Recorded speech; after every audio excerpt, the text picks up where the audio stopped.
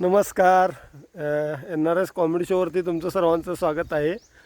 मंडळी, आजचा व्लॉग खास करून मला भरपूर जणांचे कमेंट यायचे, तुम्हाला कामधंदा आहेत का नाही, रील्स बनवताय, नुसतं बघलतावा नुसतं तुमचेच रील्स येतात समोर. तर तुम्हाला आमचे रील्स आवडतात आणि ते युनिवर्स पाठवत आहे तुमच्यापर्यंत म्हणून येतात, ते तसंच येत नाही. आणि आपल्याला कामधंदा आहेत आणि तेच त्यातलं एक छोटासा काम माझा दाखवतो बघा. छोटेसे 2 काम आहेत एका ठिकाणी. हे बघा, इकडे भारा आता बांधून ठेवलं आहे, वैरण कापून इकडे भारा बांधून ठेवलं आहे.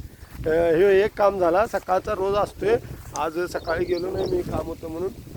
तर ह्यो दुसरा शेळ्या चारवायचं माझं दुसरा काम.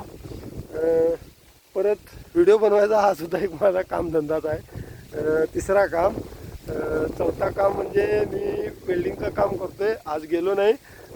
आहेत 2 कामं आहेत, 2 का 3 कामं आहेत, पण एक काम संपत आलेलं आहे. 2 कामं नवीन चालू करायचे आहेत, पण उद्यापासून ते सुद्धा होतील.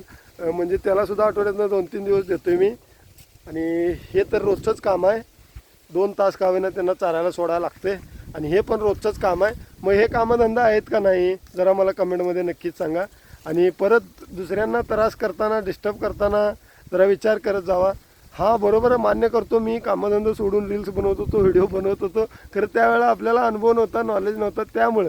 पण आज माझ्याकडे भरपूर नॉलेज आहे, अनुभव आहे, 6 वर्षाचा एक्सपिरियन्स आहे. कामधंदा सोडून यूट्यूबवर कुठलाही व्हिडिओ बनवू नका, काही रील्स करू नका, काहीच करू नका. तुम्ही पोटापाण्याचं बघा, तुमच्या आईवडिलांच्या स्वप्नाचं बघा, मग यूट्यूबवर काम करा. यूट्यूबनं हात धरलं तर सगळं स्वप्न एका दिवसात पूर्ण होतील आणि यूट्यूबनं हात दिलं तर तुमचं सगळं जीवन पाक बर्बाद होऊन जाईल. मग त्यामुळं विचार करा आणि चालू ठेवा, पण कामधंदा सोडून काही करू नका. व्हिडिओ बनवायचं. मंडळी, तुम्ही ते प्रश्न विचारला म्हणून आज हा व्हिडिओ बनला.